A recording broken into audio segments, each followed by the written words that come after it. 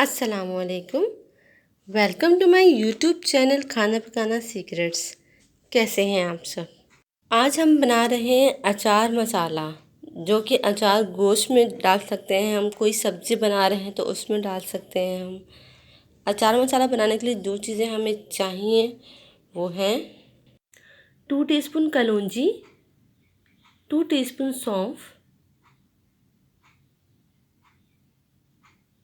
2 teaspoon साबुत धनिया, 1 teaspoon राई, 1 टीस्पून मेथी दाना और 1 टीस्पून सफ़ेद ज़ीरा, हाफ़ टी स्पून नमक, हाफ़ टी स्पून हल्दी और 1 टीस्पून पिसी हुई लाल मिर्चें।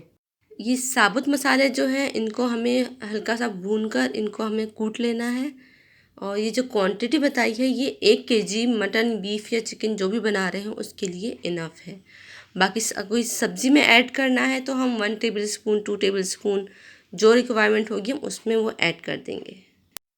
एक पैन लेंगे, उसमें हम अपने सारे साबुत मसाले डाल देंगे और उसको हम हल्का सा भून लेंगे। इसको हमें कलर नहीं देना है, बस खुशबू आ जाए हमारी। जब हल्का सा रोस्ट हो जाएगा हमारा मसाला तो इसको हम अब कूट लेंगे और इसको हम थोड़ा मोटा मोटा रखेंगे, बिल्कुल बारीक नहीं पीसेंगे। अब हम इसमें जो है अपने पिसे हुए मसाले ऐड कर देंगे और उनको हम मिक्स कर लेंगे और हमारा जो है अचार मसाला तैयार है। इसको आप अचार गोश्त में डालिए, किसी सब्ज़ी में डालिए। आपने ये घर पर बनाया, आपका होममेड मसाला तैयार है। इसको आप फ्रीज़र में महीनों तक स्टोर कर सकते हैं एयर टाइट जार में डालकर। वीडियो को लाइक करें और मुझे दुआओं में याद रखें। मिलते हैं नेक्स्ट रेसिपी के साथ। अल्लाह हाफ़िज़।